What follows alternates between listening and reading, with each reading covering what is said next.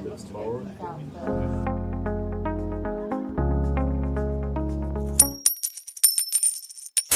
muito bem-vindo a mais um episódio do Aliança Talks, o podcast que abre espaço para histórias inspiradoras, trajetórias empreendedoras e conversas que fortalecem conexões entre os empresários do nosso grupo. Se você ainda não segue aqui o nosso perfil, já clica aqui embaixo para seguir, para não ficar de fora de nenhum vídeo. E lembrando que esse podcast aqui é uma iniciativa do nosso grupo de empresários. A gente se reúne semanalmente para trocar negócios. Confere esse vídeo aqui.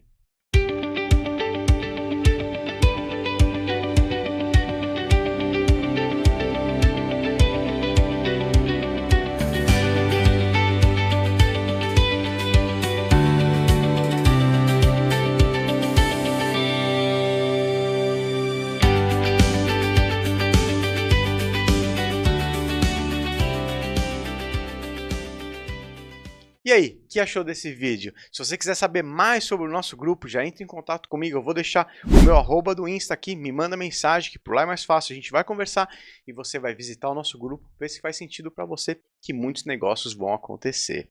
Mas hoje a gente está aqui para falar de um outro assunto, falar sobre mente, comportamento, emoções e também produtividade, além de um tema que vem ganhando muita relevância nos últimos anos, que é o TDAH. E para isso, a gente trouxe aqui a Milene Gomes, especialista em terapia cognitivo-comportamental e em neuropsicologia com foco em TDAH. A gente vai entender muita coisa aqui hoje. A gente vai falar bastante da sua vida profissional hoje, então já agradeço a sua visita, muito obrigado pelo seu tempo. Eu que agradeço. E vamos começar entendendo um pouco mais da Milene como pessoa física. Bora. Quem é a Milene fora do consultório? Já se apresenta para nós. Quem é a Milene fora do consultório? Bora lá. Então, eu sou uma pessoa muito ligada a Deus, conectada a Deus, né? Tenho 39 anos nesse momento, mãe de 2 meninas, da Manu e da Rafa, casada com o Jonatas, e com uma família linda que eu amo muito, sou muito feliz, com uma família que a gente está sempre junto aos finais de semana, à noite a gente também tem um momento de jantar em família, nós 4, e nos finais de semana com os meus pais, com os pais do meu marido, enfim, tenho 2 irmãos, o Jonatas também tem 2 irmãos, então a família é grande. Aí Que quando legal. se reúne é aquela festa boa, né? Dá pra fazer bastante bagunça, Dá, né? dá pra fazer muita bagunça. Que E tem os bacana. cachorros também, né? Então a família tem a família de pets também, né? Que legal. E ainda tem que cuidar de todo esse povo e ainda cuidar dos seus pacientes, né? É, exatamente, exatamente. E acho que essa é uma pergunta que as pessoas me fazem o tempo todo. Você tá me analisando? Né? Elas brincam comigo, você tá me analisando? Eu falo, não, gente, calma, né? A gente tem todo um processo, né, para poder analisar, entender repertório das pessoas, né? E a psicologia, já entrando, né, com esse gancho, acho que ela começou muito cedo na minha vida. Desde pequena eu vim de uma história de uma criação tradicional, de mãe e pai. Minha mãe foi muito próxima e o cuidar, né, dele, tanto do meu pai quanto da minha mãe, me ensinou muito esse olhar humanizado para as pessoas, né. Então, quando eu estou psicóloga, no momento que eu estou psicóloga, eu estou realmente nesse olhar humanizado, de cuidar, de entender a tríade do pensar, sentir e agir, e aí realmente fazendo provocações, né, para que a pessoa ela consiga encontrar o objetivo. Hoje mesmo estava até conversando com uma pessoa, já antecipando um pouco o nosso papo, que não adianta chegar um paciente no consultório, na Progresso Humano, a gente acredita muito nisso, que não adianta chegar sem um objetivo. Então a pessoa ela vem num estado atual e ela quer entrar num estado desejado. E eu guio ela dentro desse processo. Então, cuidar da família é muito importante, mas também, né, nos momentos que eu estou com a família, eu estou sendo filha, eu estou vivendo os outros papéis, e no momento do consultório, de fato, eu estou ali direcionada para fazer ciência, para ajudar as pessoas a ter uma saúde melhor, uma saúde mental melhor. Fantástico. E falando de ciência, como eu li na sua apresentação aqui, você é especialista nessa abordagem da terapia cognitivo-comportamental, né? Isso. Eu queria entender o que que é essa abordagem para alguém que é leigo como eu. Legal. Como é que funciona? A psicologia, ela começou lá atrás com Freud, ele começou estudando através da fala, que a fala cura, e aí depois foram acontecendo vários estudos científicos, né, mostrando resultados terapêuticos. E a abordagem começou com a parte do behaviorismo, análise comportamental, e depois foi se estendendo para o lado do pensamento. Porque tudo que a gente pensa tem uma interpretação por trás. E essa interpretação é o que dá vida às emoções e às nossas ações também. Então, a terapia cognitivo-comportamental, ela vem de uma linha, né, de estudos da psicologia em que a gente, de fato, conseguiu entender que era possível fazer psicologia baseada em evidências, ou seja, eu pego estudos, pessoas que estão com depressão, pessoas que estão num processo de ansiedade, pessoas que estão num processo de ascensão de carreira, de momento de significado de vida, e trabalho um objetivo ali com elas para que elas se sintam bem e se sintam alinhadas dentro da vida dela. E aí esse estudo mostrou, né, ao longo do desenvolver da psicologia, que a gente tem muita eficácia terapêutica nessa abordagem. Então, de forma resumida, a terapia cognitivo-comportamental é uma terapia jovem, digamos assim, né? Quem desenvolveu foi Aaron Beck. Ela olha para a psique humana e ela entende que todos os pensamentos têm uma interpretação por trás, e esse pensamento ele vai trazer uma emoção e também uma ação. E aí essa tríade do pensar, sentir e agir é o que a gente vai trabalhando com o paciente, né? Por trás de todo pensamento existem crenças, e tem 3 crenças centrais que a gente estuda, né? Então, a crença de que eu posso ser abandonado, a crença de que eu não sou digno de ser amado, e a crença de que eu só sou bom fazendo algo, tendo competência para fazer algo. Então, essas são as 3 crenças centrais que todos nós, seres humanos, temos em algum nível, tá? E aí, essas crenças, elas vão tendo outras intermediárias que vão chegando até essa crença, e o nosso papel como psicólogo é realmente fazer essa leitura dessa interpretação e desconstruir aquilo que afasta a pessoa do objetivo dela e construir aquilo que aproxima ela do objetivo dela. Ficou claro? Ficou claro, fantástico isso. Eu não sabia que todo ser humano tinha essas 3 crenças, né? Tem. Será que a gente podia explorar um pouco mais cada uma delas, para entender um pouco mais como é que funciona cada uma delas? Sim, sim. Então, assim, a crença do amor é aquela crença de que você vai ouvir muitas vezes na sua vida assim: isso não é bom, você é mal, você é ruim, você tá sendo mal, é muito feio. Então, lá quando você era pequeno, ouviu muito isso. Que feio, isso é ruim, você é mal. Então, ficou com uma sensação de que eu sou bom ou eu sou ruim. E aí a dicotomia, né? Tanto é que a moralidade, a gente vai construindo como sociedade uma série de padrões, né? Que me mostram que aquilo é bom ou não é bom. Então, o que esse indivíduo ele vai constatando? Que ele faz várias ações, e quando ele faz ações que levam ele para esse lugar do bom, ele tem aprovação. E quando vai para um lugar ruim, tem desaprovação, tá? Então, isso é um dos fatores. E se a gente for parar para pensar, quantas vezes a gente não fala para os nossos próprios filhos isso, né? Muitas vezes. Muitas vezes. Então, a gente... Talvez até porque a gente tem ouvido, né? Porque a gente repete. Exato, exatamente. E do lado do abandono é aquela coisa assim: se você não fizer isso, eu vou embora. Eu vou embora. Ou aquela criança que chorou e ninguém foi socorrer ela. Inclusive tem hoje muitos estudos, muitas modas, na verdade, que falam, né, de deixar a criança chorando no berço, de que não tem problema, que tem que aprender no choro. E isso vai totalmente contra a formação. Um dos primeiros movimentos que o indivíduo vai formando quando bebê é a questão do toque. O toque é muito importante para o indivíduo, né? E aí essa questão de não ter alguém ali traz um desamparo gigantesco. Então, eu tenho que ser legal o tempo todo, eu tenho que fazer tudo o que querem o tempo todo, porque senão essa pessoa ela vai embora, né?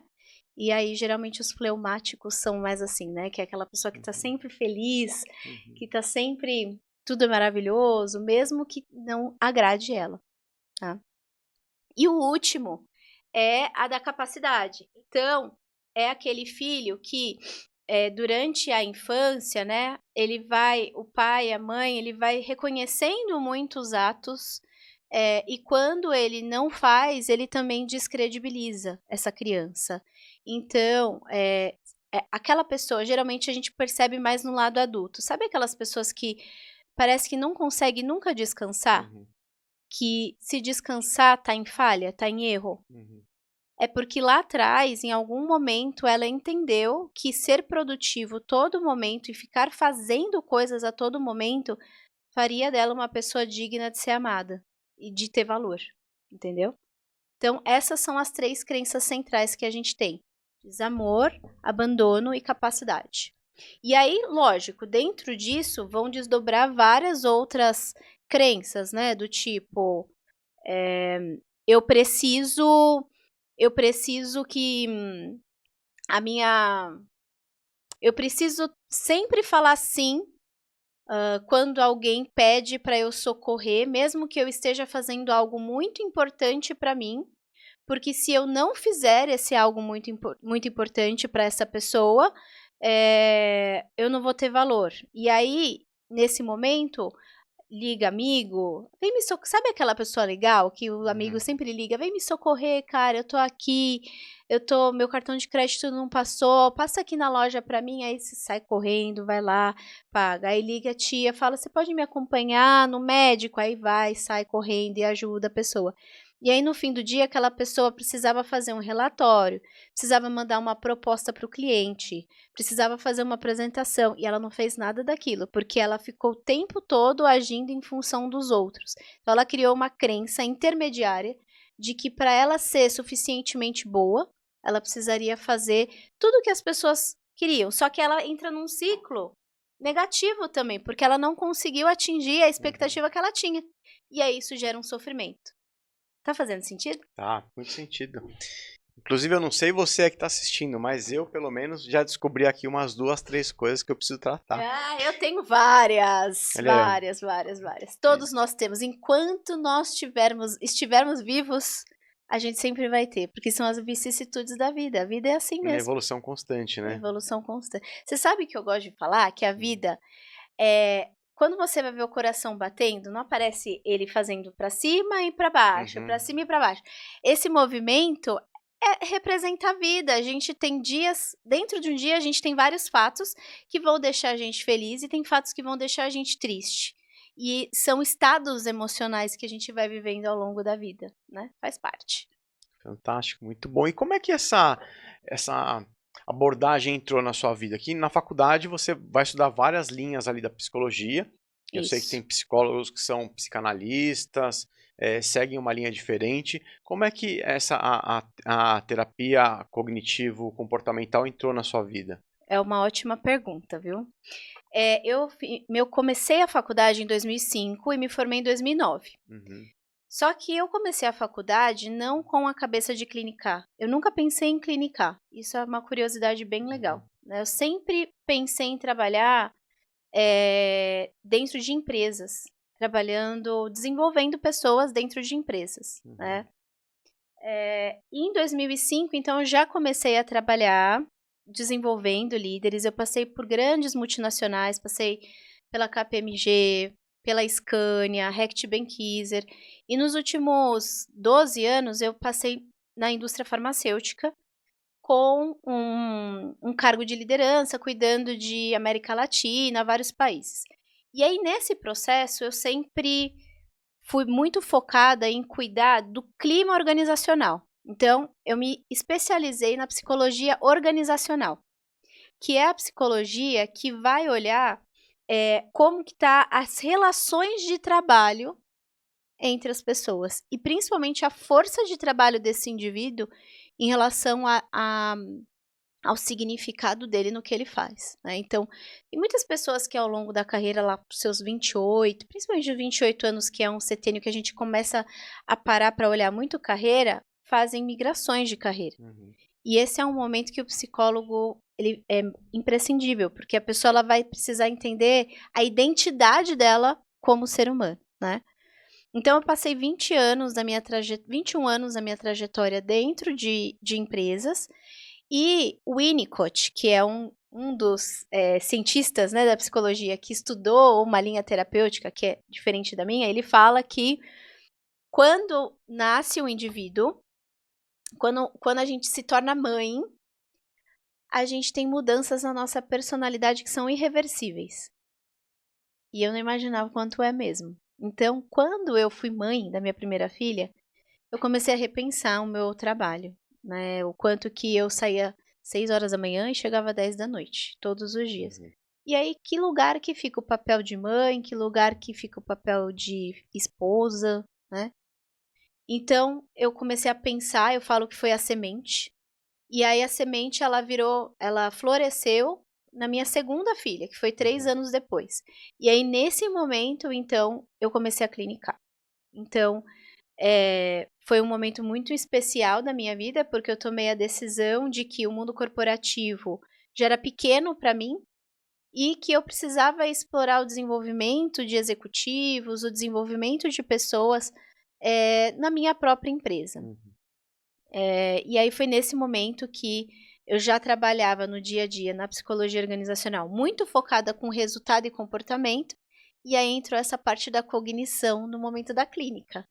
E e aí nesse momento que eu comecei a clinicar, eu também liderei um trabalho voluntário que hoje tem 50 psicólogos, 1.600 famílias atendidas, e eu estou ainda à frente desse projeto. Então eu aprendi muito sobre a clínica em alta escala. Então, o que facilitou bastante o trabalho da Progresso Humano, da gente ter psicologia baseada em evidências com psicólogas dentro da nossa equipe Uhum. atendendo e tendo um número, né, significativo de evolução dos nossos pacientes no consultório. Bom, eu quero falar depois contigo sobre esse projeto. Eu gosto muito desse tipo de projeto, sou super envolvido com o social também, Eu amo. mas não vamos perder nosso foco aqui. Eu queria aproveitar de você, 21 anos ali lidando com o ser humano, lidando com a mente humana, né? Quase 17 anos como psicóloga mesmo. E aí eu queria é, ter esse entendimento, ter essa ideia sua do outro lado da mesa ali, de como é que você enxerga a mudança na saúde mental humana ou nas emoções do ser humano ao longo dos últimos anos, que a gente vem sofrendo cada vez mais, a nossa sociedade evolui de forma mais acelerada, né? É. E aí, a partir do momento ali da pandemia, 2019, a gente está gravando esse vídeo aqui em 2026, teve uma aceleração ainda maior, né. Eu sempre falo que, antes da pandemia, eu fazia 3 reuniões por dia, trabalhava na rua, já atendendo o cliente, com os investimentos, então trabalhava na rua, fazia 3 reuniões por dia, acabou o dia. Ia uma de manhã, 2 à tarde e acabou o dia. Você sentava ali para resolver alguma coisa, acabou o dia. Durante a pandemia, a coisa começou a fazer tudo online, então hoje em dia a gente faz 3 reuniões, não tomou nem café ainda, sabe. Uhum. A coisa acelerou demais. E como é que a nossa mente vem lidando com isso? Como é que você enxerga essa mudança na saúde mental do ser humano para lidar com toda essa movimentação dos últimos anos? Ô Léo, essa pergunta é tão boa, porque assim, a gente tem falado muito agora que nós estamos vivendo uma epidemia da saúde mental. Uhum, Justamente pelo efeito pós-Covid-19, né, então, antes de Covid-19, as pessoas estavam muito acostumadas a atividade laboral, ela estava muito acostumada ao presencial. uhum, Boa parte das empresas trabalhava de forma presencial. Pós-Covid-19, as empresas tiveram que se adaptar muito rapidamente a ter que trabalhar remoto. E umas até hoje mantiveram esse movimento, né. Só que esse movimento, ele é bom por um lado e ruim por outro. Por quê? Primeiro de que a questão de ter limites do ambiente de trabalho, de configurar onde começa, onde termina, fica tudo muito confuso, ainda mais com pessoas dentro do transtorno do déficit de atenção, fica muito difícil delimitar né, esses limites. Olha, até aqui eu vou trabalhar, daqui para frente eu vou parar para fazer as minhas atividades, cuidar da minha saúde, cuidar da minha parte fisiológica e cuidar das minhas relações sociais, né. Então intensificou muito. E assim, esse livro aqui, né, o DSM-5, Uhum. isso daqui é um livro só de doenças mentais. Então ele tem 1.700 páginas, e cada página às vezes tem 2 transtornos diferentes, né. Uhum. Isso Nossa, então existe uma infinidade é uma gigantesca de distúrbios mentais, é isso? muitos transtornos, né. Tem transtornos do neurodesenvolvimento, tem transtornos que são físicos e que também têm impacto na Uhum, psique, e tem transtornos mentais, né, que uhum, específicos de personalidade, etc. Mas, por que que eu tô trazendo isso? Porque desde que o ser humano é ser humano, a gente nasce sem falar, uhum. correto? Correto. A mãe, o pai vai e fala: "Ai, que fofinho, que lindinho, nã-nã-nã". Aí a mãe encosta o bebê no colo, aí dá tetê, aí troca a Uhum, fraldinha, aí começa a aprender a comer. Aí o aprender a comer, o sugar, já ajuda no uhum, processo de falar. Tudo isso vai trazendo transformações na nossa neuroplasticidade uhum. cerebral, Já transformações estruturais mesmo, né? estruturais mesmo do cérebro, e a gente como ser humano vai tendo uma musculatura cerebral, que vai ajudando a gente dentro do ambiente neurológico que a gente está. Uhum. Até aqui tudo bem. Ok. Falando disso, como ser humano, tem um tempo para acordar, escovar meus dentes, levantar, fazer o meu café, sentar na mesa, né? Quando eu vou fazer um relatório, eu tenho que parar, pensar, desenvolver aquele relatório. Hoje, com o Enter, a IA faz em 2 segundos, o Uhum, que eu demoraria 15 minutos para fazer. Então, o que aconteceu foi que a tecnologia, ela acelerou uma parte da inteligência humana, que tem um lado muito bom, porque tira esse lado, carregado da memória operacional que a gente teria que uhum, fazer, mas por outro lado existem vários estudos do efeito Flynn, inclusive, que mostra que a gente está ficando cada dia mais burro. Por quê? uhum, Porque essa parte de ter que parar, pensar, raciocinar, tá tudo muito pronto. Você dá um clique aqui, tá tudo muito pronto. uhum, Tem aqui é uma dose dopaminérgica gigantesca, né, no uhum. celular. Sem dúvida. Então, o que que aconteceu? Pós-pandemia, existiu um falso efeito de que a gente conseguia ser mais produtivo do que de fato nós somos. E aí a gente cria uma vida que não cabe dentro de um horário biológico e de um ciclo circadiano de um indivíduo, Uhum. trazendo então vários prejuízos como insônia, aceleração, taquicardia, eh, burnout, É porque a gente eh, foi empilhando e compactando tarefas, e né? achando que Então, dá tempo, e né. achando que dá tempo. Então, e acho que isso vem acontecendo há muito tempo, né? Sim. Desde ali da Revolução Industrial, né, quando a gente, o Sim, do trabalho era homem-máquina totalmente lá. braçal, e aí Uhum, o ser humano vai trabalhar menos, porque a máquina, vai suprir uma parte desse esforço humano. O que aconteceu? uhum. O ser humano começou, a adquirir mais obrigações, mais tarefas. Isso aconteceu quando veio a época da informática, a internet, fala: "Poxa, agora o ser humano vai poder trabalhar menos, porque tem internet", mas o que aconteceu foi que a gente começou a trabalhar mais. Isso, E com a IA, eu acho que é a mesma coisa, né? A gente fala, poxa, agora eu tenho uma IA que vai fazer parte do meu trabalho. Mas enquanto ela faz parte do seu trabalho, você não fica ocioso, né? não, Você está ocupado fazendo outras coisas. Então, o que está acontecendo? Você está empilhando tarefas e está comprimindo. isso, Então, hoje você faz, talvez em um dia, o que você faria em um mês antigamente. isso. Isso dá uma sobrecarga gigantesca na mente humana. Por isso que a gente está tendo tanto caso de burnout, talvez, né? Muito. E por isso que muita gente acha que tem TDAH, mas existe uma falsa, né, um falso volume de diagnóstico de TDAH, porque na verdade o que a gente tem são pessoas com alta dose de dopamina no corpo, e a dopamina, essa dopamina ruim, que é da tela, Uhum. né, que é Artificial, né? artificial, não é a dopamina orgânica e ecológica mesmo que a gente tem como ser humano, né. Eu até queria falar de TDAH contigo, mas antes de Uhum. entrar nisso, você falou de um termo que eu nunca tinha ouvido. O que que é esse tal de efeito Flynn? Legal. Então, a inteligência humana, Até trouxe aqui esse material aqui, ó. Uhum. Eu sou neuropsicóloga também, né? Então eu faço avaliação para fechar diagnóstico, se tem TDAH, TOD, TEA e outras coisas. A gente começa sempre uma avaliação, geralmente, né, tem um protocolo base e a gente adapta para o diagnóstico que a pessoa está investigando e o que a gente ouve no processo de anamnese. Porém, eu sempre começo, padrão de neuropsicólogo, começar avaliando pela inteligência, tá? Então, a inteligência é aquela capacidade que a gente tem, né, de entender as coisas, aprender e usar isso ao nosso favor. E aí, dentro disso, eu vou ter vários outros construtos neurológicos que vão me ajudar a ser um indivíduo funcional na vida. Mas sem inteligência é muito difícil. Então, vamos pensar numa criança que tem síndrome de Down. Geralmente, ela tem uma deficiência intelectual. Certo. Então, o que acontece? Ela não consegue memorizar, ela não consegue guardar informações muito complexas.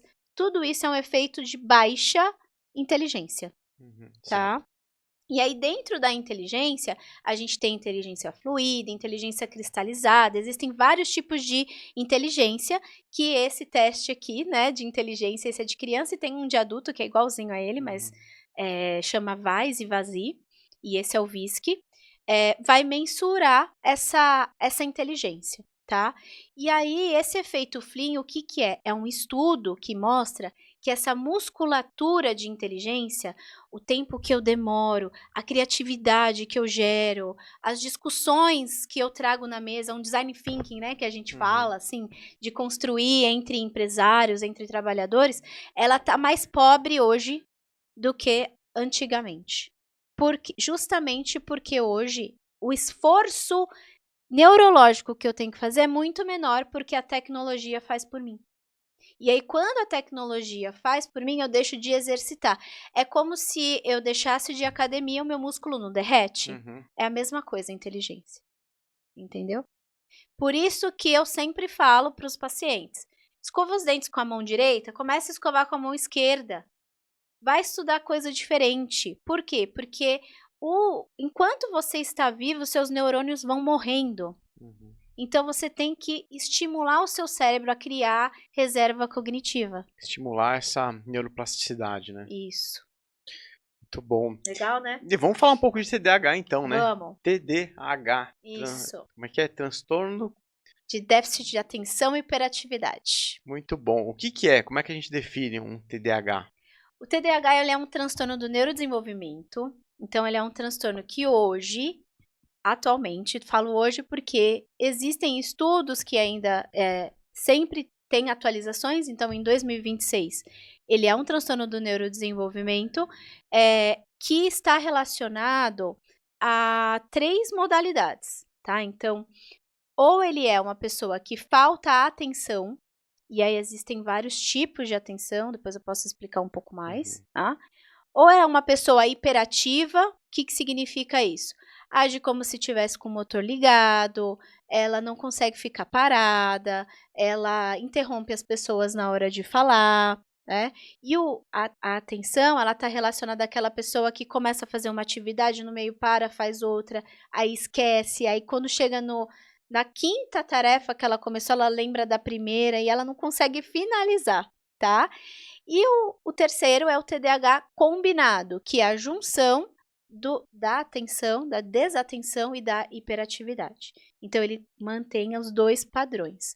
Só que existem vários estudos, né, do TDAH falando que ele é um transtorno que a gente poderia chamar de desregulação emocional, ou de funções muito relacionada a funções executivas. O que significa isso? Tá?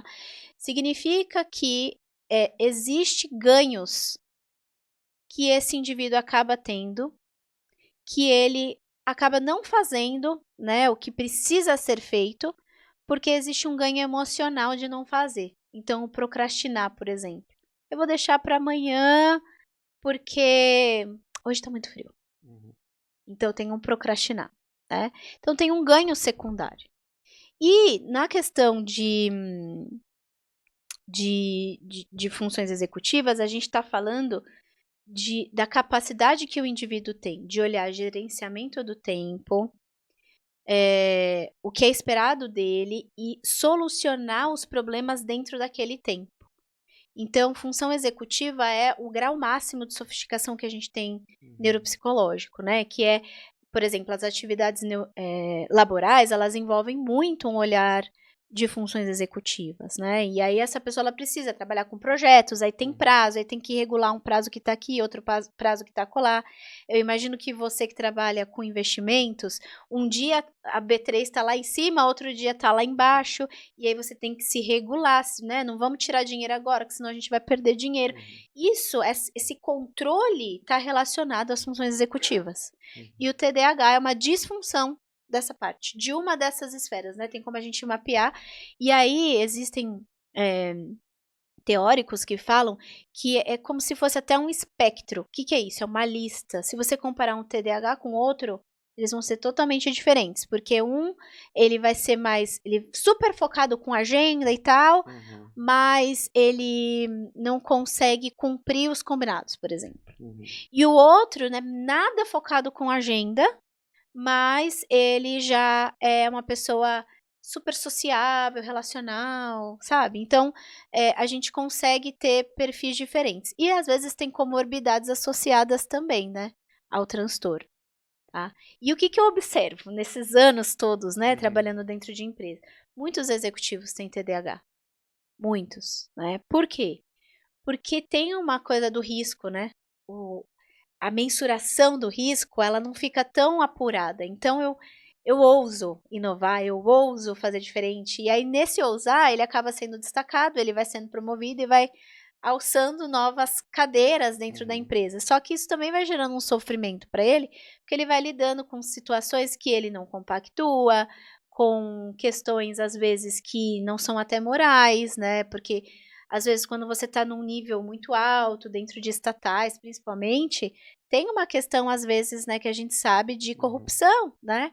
E lidar com tudo isso tem que ter muita inteligência emocional, né? Então, a gente observa muitos executivos sofrendo, né, nesse processo, justamente por entender que não faz sentido aquilo, mas ele está num padrão tão alto que já tem um salário, geralmente é arrimo de família, mantém toda a família, que sair daquilo ali é também fazer toda a família abdicar de renunciar muitas coisas também, né? De uma escola particular dos filhos, de viajar uma vez por ano, 2 vezes por ano com a família, enfim. É uma mudança muito grande na cabeça dele, não que não seja possível, é totalmente possível, né? Fazer migração. Mas existe uma relação entre o TDAH e as inteligências emocionais? Existe no quesito de regulação emocional. Então, geralmente o TDAH hiperativo, ele tem uma irritabilidade muito grande. E ele sai falando aquilo que ele poderia sentir, regular dentro dele. E não explodir. E aí isso traz prejuízos. Inclusive, tem muitos estudos que falam, né, de pessoas que têm TDAH que têm dificuldades de se manter em emprego, se manter em relacionamentos, ter uma estabilidade, né, dentro da rotina de vida. Por quê? Porque acaba dando, no ambiente de trabalho, no ambiente de relações, essa pessoa ela acaba colocando uma opinião, colocando a sinceridade dela numa situação que não era politicamente correto colocar, ou que pode trazer realmente uma chateação, né, para as pessoas que estão ali envolvidas com ela. Faz sentido? Faz sentido. Então, eu imagino que nesse sentido, o TDAH acaba impactando ali a produtividade, acaba impactando até, assim, criando em algumas vezes uma impulsividade financeira, né? Sem dúvidas, tem várias pessoas que acabam desenvolvendo um efeito de compulsão. Então, compulsão financeira, ela tem muito a ver até com... Eu sou paciente bariátrica, né? E o bariátrico, ele vem de uma questão do hipotálamo, a amígdala ali, ela faz uma informação para o cérebro de que precisa comer, né? E eu entendi, depois de muito tempo, que tem coisas que fazem parte da química do meu corpo, de estrutura de família, e que eu precisava entender e recorrer a um auxílio de um mentor, de alguém que me ajudasse. No meu caso, eu precisei recorrer à cirurgia para realmente fazer a redução. E com a redução mudou meu paladar, mudou minha alimentação, mudou tudo. Eu sou outra pessoa pós-bariátrica, né? E a mesma coisa é com a questão financeira. As pessoas, elas acabam sentindo frustradas. Ai, hoje eu tive um dia muito puxado, então eu vou me dar um Se momento de recompensar. prazer. E aí eu vou ao shopping e eu gasto muito dinheiro no shopping, né?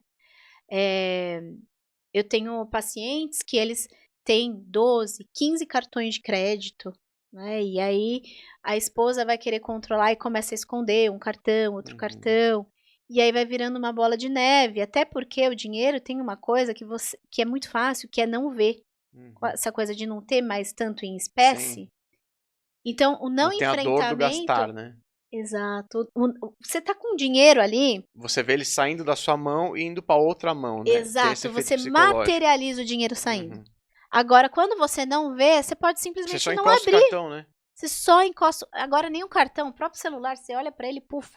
E as operadoras fazem isso de propósito, né? Para você ficar Lógico. fácil de gastar e você girar esse dinheiro. Então é de Sim. propósito.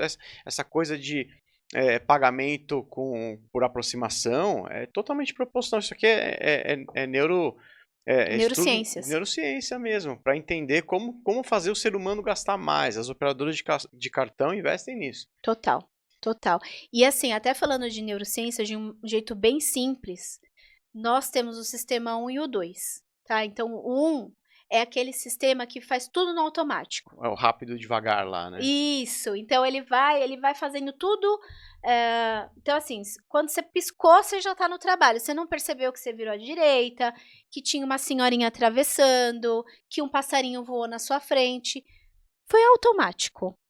E o 2 é o sistema que você está em alerta, em hiperalerta, em atento, né? Então, por exemplo, uma pessoa que tem uma compulsão por gastos, né? Eu oriento, não vai no mercado com fome. Essa pessoa, ela entra em um modo de gastar sem perceber, é isso? Sem perceber. É mesmo? Às vezes sim, às vezes não, né? É um processo de autossabotagem, depende de cada caso é um caso. Mas o sistema 2, ele não funciona, o nosso corpo ele não é feito para estar no sistema 2, ele é feito para ficar no sistema 1. É por isso que provavelmente quando você vai fazer a consultoria financeira das pessoas, muitas vezes elas param no processo, né? Você sabia que as pessoas, tem um estudo que fala, não lembro agora qual foi a revista, mas 90% das pessoas desistem da meta. Na verdade, elas não desistem da meta. Elas desistem da jornada que elas estão percorrendo, porque elas vão ter que abdicar de costumes, ou seja, de comportamentos que distanciam ela da meta. Então, para eu poder me aproximar de guardar dinheiro, eu vou ter que parar de gastar dinheiro. E aí, parar de usar Shopee, parar de usar Temu, parar de ter as assinaturas, né, do R$29,90 da vida. E aí esse processo é muito doloroso, porque eu deixo de me dar pequenos confortos que vão deixando a vida muito adulta, muito pesada, muito difícil, né? E você sabe que eu já lidei com alguns planejamentos nesse sentido mesmo, de pessoas que ficam preocupadas, falam, poxa, legal, eu preciso mudar meus hábitos de consumo, preciso passar a poupar mais, mas eu sou viciado no Shopee. Como é que eu faço? E a nossa orientação, ela é, poxa, legal que você tenha essa consciência, esse é o primeiro passo, você entender, porque tem gente que não tem nem essa consciência, né? Agora, olhando do lado financeiro, o que a gente vai fazer? Vamos separar um orçamento para você. Todos os meses você vai gastar, sei lá, 5% do seu ganho, Seu 1%, rendimento. 2%, não sei, vamos separar ali, encaixar alguma coisa e separar ali R$500, R$300, R$1.000 por mês você vai gastar isso. Acabou, acabou. Então, Só que isso esse é o seu envolve muito orçamento. controle inibitório. Mas você tem uma margem, então você gasta, mas você consegue também Faz sentido. separar. E eu acho que essas pessoas talvez precisem ir um pouco mais longe, talvez até ter uma conversa contigo, né? Isso, porque depende de cada caso, né? Então, outra coisa do TDAH, por exemplo, e não é só TDAH, tá? Então, o ser humano, como um todo, a gente tá aqui. Enquanto a gente tá aqui, tem essa tela, tem esses elementos, tem luzes. Então, existem vários elementos que a gente chama de elemento distrator. Que Sem é falar isso? no celular que tá acendendo, né? Isso, sem falar do querido celular que pim, pim, né? Então, todos esses elementos me distraem da solução que eu preciso ter. E aí, o indivíduo que tem a compulsão, o que que é? Nada mais é do que um elemento distrator, que ele vai tirar a atenção do foco que ele precisa ter, só que tem uma recompensa aquilo, Uhum. né. E aí é por isso que as pessoas acabam confundindo que tem TDAH. Elas têm uma impulsividade com a compra, e aí elas acham que essa impulsividade traz um sofrimento tão grande, que elas vão acreditar que isso é um fator decisivo para TDAH, só que existem pelo menos 5 ou 6 critérios para cada um desses 3 padrões que eu te falei, Uhum. que a gente precisa avaliar para poder classificar se de fato essa pessoa tem TDAH ou não. Então hoje, infelizmente, tem muitos diagnósticos errados, né. Uhum. A pessoa senta ali, conta uma história, traz um viés, mas não olha toda a estrutura neuropsicológica, todas as atividades da vida diária, para ter uma visão do todo, olhar esses critérios que estão prescritos no DSM e dizer: "Olha, ele é aderente ou não aos critérios neuropsicológicos para ter TDAH". E falando de diagnóstico, a gente percebe que hoje em dia, não sei se quando eu era mais jovem isso não era tão comum, mas hoje em dia a gente vê um monte de gente falando disso, né. Aí eu queria entender contigo, será que o TDAH hoje em dia está mais frequente ou ele está sendo mais diagnosticado, ou os 2? Tá, é uma ótima pergunta. O TDAH, ele acabou virando uma muleta muitas vezes, né. Assim como muitas vezes as pessoas acabam usando a questão da saúde mental para usar como uma muleta para não falta de compromisso. Então lembra que você me fez uma pergunta assim, a pessoa que tem TDAH, ela consegue realizar as atividades? Ela consegue. Porque se ela tiver um tratamento adequado, se ela tiver um acompanhamento e se ela tiver clareza de onde estão o mapa dela cognitivo, de onde está ali as lacunas de desenvolvimento dela, ela vai criar recursos que regulam para que ela não tenha essas disfuncionalidades no dia a dia. Exemplo, se é uma pessoa que tende a errar o tempo, ela vai ter que deixar um tempo de agenda maior do Uhum. que ela acha que tem. E ela vai racionalmente colocar mais tempo, porque apesar dela achar que é 40 minutos, ela vai colocar 2 horas, porque isso vai gerar menos frustração para ela. Se ela Uhum. terminar antes, ótimo. Mas se ela terminar sempre atrasada, vai trazer um sentimento enorme de frustração e de que ela não deu conta do recado, entendeu?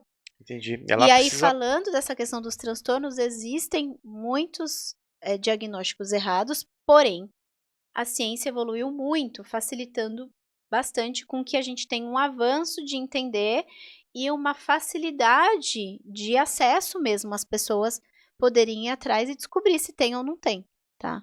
Então, tem um pouco das 2 coisas, na verdade, respondendo aí sobre essa última pergunta que você Legal. E fez. ainda tem a questão das redes sociais, né, que esse estímulo constante no celular acaba, prejudicando demais a nossa atenção, né, então Uhum. não sempre você tem um déficit de atenção, mas você está talvez mal acostumado ali a deixar o celular ligado ali do seu lado enquanto você trabalha, e aquilo ali vai ficar piscando, te chamando a atenção o tempo todo, atrapalhando o seu trabalho, gerando até uma ansiedade, né.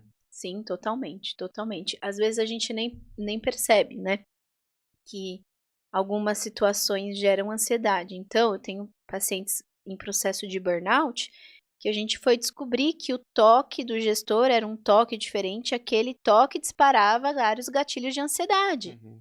né. E aí você vai entender que isso tem a ver com medo de catástrofe, do tipo, todas as vezes que eu tive experiências com esse gestor, ele me puniu, ele falou que eu não Uhum. era bom o suficiente, ele não me promoveu, e aí isso me gera uma chateação, e isso gera uma tristeza muito grande, e aí logo eu me sinto confirma, né, o viés confirmatório que a gente fala dentro da TCC, de que eu realmente não sou bom o suficiente. Então quando vem aquele "pim", né, específico, com aquele som específico, gera aquele Uhum. gatilho, uma mensagem ruim acabou de chegar. E aí vem aquele momento de adrenalina, né, que o coração dispara. Você acha que essa geração tá, eh, com uma maior dificuldade em manter a atenção? Então, O que eu quero dizer é, será que essa exposição desde jovem a tantos estímulos, a falta de concentração, eh, cause talvez um menor desenvolvimento neurológico e na fase adulta essa pessoa vai ter maior dificuldade em se concentrar em uma coisa só? eu vou responder de outra forma. Tá. O uso de telas tem muito prejuízo na psique humana. E automaticamente, as crianças que estão muito expostas à tela geram uma necessidade de instantaneidade que não existe. O corpo humano não está preparado para isso. Não tem uma tecnologia no nosso corpo, né? Não existe ainda isso. Então, automaticamente gera sim mais prejuízos nas relações sociais que essa pessoa tem. Bom, e aí você falou do desempenho profissional ali da pessoa, que o executivo que cria burnout, que está ali lidando com uma carga de trabalho muito grande. E você acha que muitas vezes essa alta produção, esse executivo de alta performance, muitas vezes ele está mascarando algum problema ali? O que eu quero dizer, parece que a pessoa está lidando bem com aquilo, mas por dentro a coisa não é bem assim. Muito, o tempo todo, que é a questão do não enfrentamento. Até de dinheiro a gente fala que é fácil porque ele não abre a conta bancária. Uhum. Então ele não vê que está acontecendo, né? Ali do vermelho acontecendo, do negativo acontecendo, E aí, os executivos que são CLT ainda tem aquela coisa do bônus, né, da empresa, que O bônus no final do ano vai resolver tudo. sim, sempre, Uhum. sempre soluciona, né? E aí eu até falo que os empresários acabam tendo um nível de consciência maior nesse sentido, porque começa a entender que não vai ter o 13º se ele não se preparar para isso.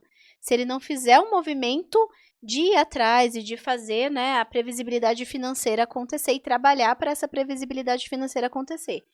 A questão do trabalho, lembra que você falou da Revolução Industrial? Uhum. Então, lá atrás, homem-máquina era atividades repetitivas. Começou a reengenharia, nossa, o homem tem análise crítica, ele consegue pensar. Então, ele consegue pensar, mas um vai gerenciar o outro, que vai gerenciar o outro, que vai gerenciar o outro, e quando a gente vê uma estrutura gigantesca de supervisor, do supervisor, do supervisor, do supervisor. Aí teve um downsizing no modelo de trabalho, reduziu essa estrutura 1990 para frente, e aí as relações de trabalho mudaram. Agora, pós-pandemia, está mudando de novo. Por quê? Porque essa moçada que está chegando, ela olha esse trabalhador, né, que nasceu lá em 2000, em 1980, e ela fala, eu não quero trabalhar igual ele. Eu quero ter equilíbrio nas outras áreas da minha vida. Isso é uma coisa que eu percebo, né? A nossa geração, a geração dos nossos pais, nossos avós, tinha essa coisa de romantizar um pouco, né? Esse esgotamento. Né? Se trabalhava, poxa, eu já trabalhei 18 horas, trabalhei 16 horas. Isso era muito bonito, tinha orgulho disso, né? Essa geração já não tem mais isso. Não tem mais. Tanto é que é até feio falar, né? Eu trabalho pra você, pra te dar uma vida. Hoje, antigamente, isso era a coisa mais linda. Hoje é feio falar isso perante a sociedade, né?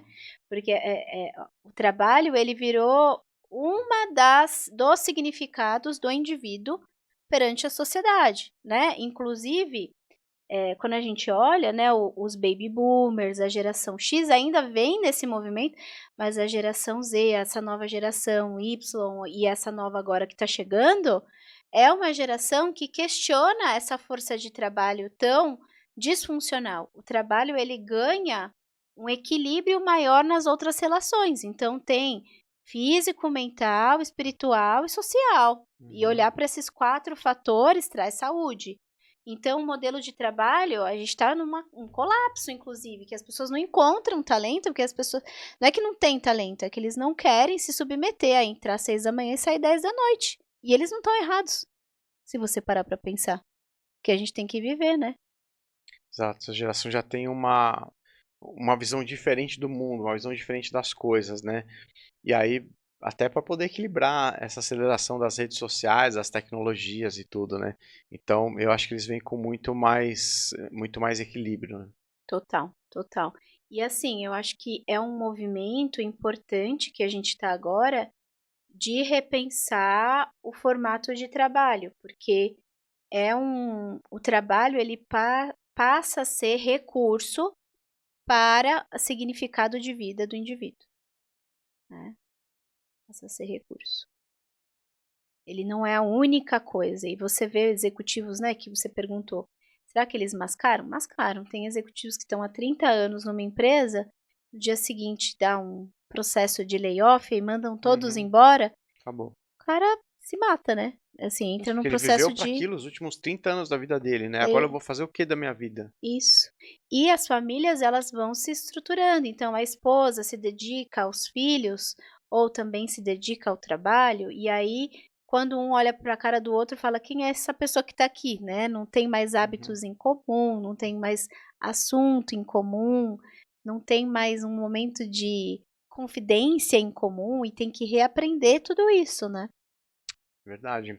E aí uma pergunta que eu faço para todo mundo que vem aqui, para entender um pouco até dessa evolução da inteligência artificial e a interação com as profissões, com os ramos, como é que a inteligência artificial, esses chats, esses geradores de conteúdo tem interferido no ramo da psicologia? Olha, existe até uma pessoal ativista, né, contra a IA, porque tem gente usando a IA para fazer terapia. Tem Uhum. gente se apaixonando por IA. Ah, é? Tem casos, assim, de doenças cibernéticas agora, né, de criar uma pessoa que não existe e se apaixonar por essa pessoa, né. Mas minha opinião pessoal e empírica, não tem nada de Uhum. ciência nisso, né, eu Sim. acho que a IA, ela pode, se usado com equilíbrio, acho que ela vem a favorecer coisas que antes a gente demorava muito tempo para fazer, usando ao nosso favor. E usar ela para análises preditivas, mas a decisão e o olhar, a direção sempre tem que ser nosso, o julgamento decisivo tem que ser sempre nosso, né. Enquanto a gente tiver clareza de que toda decisão dentro de um dia a gente faz mais de 20.000 decisões, sabia? Nossa, Quando a não. gente acorda, a É gente muita decidiu decisão. acordar, aí a gente escova os dentes, a gente decidiu escovar os dentes. Então são muitas decisões. E toda escolha gera uma frustração. Então a gente ter clareza disso, para levar para a vida que a gente deseja ter, vai trazer pessoas mais saudáveis emocionalmente falando. É, de qualquer forma, é uma tendência que não vai voltar mais, né? O mundo está mudando e a gente precisa, até como ser humano, se adaptar a isso, né? Total. E aí eu já quero aproveitar aqui a sua expertise para te perguntar, como é que a gente pode se desenvolver emocionalmente aí para o que vai vir dessa evolução tecnológica? Tá.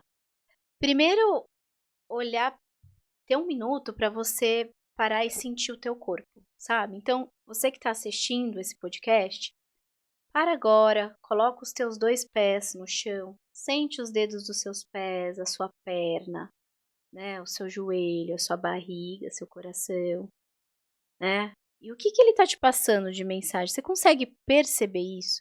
Esse processo de presença já traz muita saúde. E a gente está num mundo tão ágil, tão rápido, que as pessoas não param para prestar atenção em si. E não param para entender o friozinho na barriga, para entender o coração acelerado, a boca seca de sede, Uhum. né. Porque o nosso corpo, ele é muito sábio, ele vai passando mensagens o tempo todo. Então, se você lembrar que você tem todos os recursos dentro de você, basta você estar atento e conectado, você já tem muito da receita de bolo para seguir, né. E sempre lembrar que as emoções e as ações, elas estão muito conectadas, né, então e os pensamentos também. Então, a gente sempre pode construir aquilo que a gente acredita que a gente quer, depende do que a gente está colocando de crença nesse caminho. Então, se você tiver clareza disso, e se você, por exemplo, reclamar, você está clamando de novo por algo muito ruim, Uhum. né. Então você acreditar que vai ser o melhor, e falar que vai ser o melhor, e todos os dias ter essa mentalidade, automaticamente você vai fazer escolhas mais sábias, que vai te ajudar a ter uma saúde melhor. Muito bom. Eu ia te perguntar agora o que que a gente pode fazer hoje mesmo para ter essa religação, ter uma evolução emocional, até se perceber melhor. Você que está assistindo aí, você pode voltar e ouvir de novo, que foi um exercício fantástico, né? Não é? Eu estava prestando atenção no meu corpo aqui enquanto você falava, a gente não presta atenção mesmo, Não né? presta, não presta. E se a gente parar para prestar atenção, ó, vamos fazer um movimento de novo, pé no chão, sentiu, e aí você vai puxar o ar e soltar. Esse movimento do puxar dói, o soltar dói. E isso tudo é a falta de oxigenação né, que a gente tendo É o corpo te contando alguma coisa, né? exato, aceleração, né, o meu caso, eu tenho uma crença muito grande de ansiosa, sou super ansiosa, minha natureza é ansiosa, eu tô sempre fazendo alguma coisa, então, pra mim dói, quando eu, né, às vezes tem gente que respira, quando solta, dá sono, porque tá cansado. Tá, relaxa, né? Uma coisa que não tá acostumado a fazer. Tem gente que respira e não consegue, fala: "Não consigo, eu não consigo". Como eu te falei, né, tem o trabalho voluntário e às vezes dentro da igreja várias pessoas têm síndrome do pânico, Uhum. né, e aí começa aquela coisa, passa mal, leva todo mundo pra fora, eu vou junto, né, pra ajudar. Léo, é impressionante. Eu olho pra pessoa com autoridade, falo: "Respira, solta", 5 vezes, pelo menos. As pessoas não conseguem. Por quê? Porque ela começa a respirar curto, porque o cérebro passa a informação de que está em perigo. Uhum. E aí o respirar curto vai tirar esse perigo do cérebro, o cérebro não quer. Uhum. Então, é um movimento sim. assim de autoridade, você tem que olhar e falar: "Respira, inspira e expira, inspira e expira.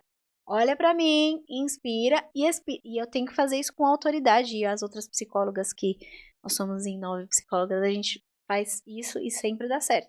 Só que tem gente que é mais rápido, tem gente que não, né. Olha só. A Bom, respiração é chave. Mia, a gente já está caminhando aqui para o final. Eu queria que você deixasse aqui uma dica para as pessoas. Se a gente pudesse ou tivesse apenas uma habilidade emocional para a gente poder se desenvolver e viver melhor na sociedade atual, o que a gente deveria focar?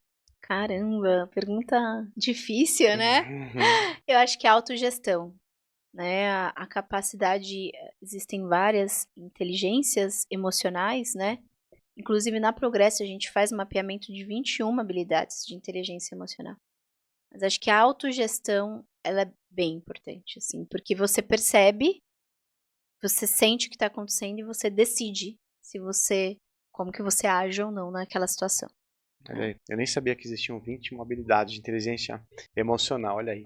Legal, Muito né? bom. Doutora, para a gente fechar então, é, aproveita para deixar aqui os seus contatos, falar Boa. sobre a clínica, como faz para marcar uma agenda contigo, já deixa seu Instagram, já faz sua propaganda para as pessoas te encontrarem também.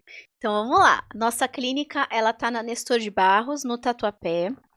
Mas o atendimento de terapia cognitivo-comportamental pode ser feito online ou presencial, depende do que você prefere, tá? E a gente também faz a avaliação neuropsicológica. Essa, neste momento, a gente só faz de forma presencial, então realmente tem que vir até o consultório. A gente tem Instagram, que é o Progressio, é Progressio mesmo com I, porque significa desenvolvimento. Então, a gente acredita que o ato de se desenvolver é o ato mais nobre, porque você deixa de se envolver para se envolver com um novo hábito, um novo comportamento. Então, é Progressio Humano, desenvolvimento em latim humano, né? Esse é o nosso Instagram. E também tem a Clínica Progressio, que é o Instagram que tem as psicólogas da clínica, para você conhecer mais, tá? Muito bom. E você já percebeu, né, que entender comportamento, as emoções, deixou de ser uma questão clínica, virou uma questão aí de necessidade da vida Total. moderna e vai ser cada vez mais necessário. Se você gostou desse episódio, já compartilha com seus amigos, já procura a doutora aqui para marcar uma consulta com ela. E se você quiser entender mais do nosso grupo, me chama lá. Eu vou te convidar para uma reunião online ou presencial aqui na Moca. Até a próxima. Tchau, tchau.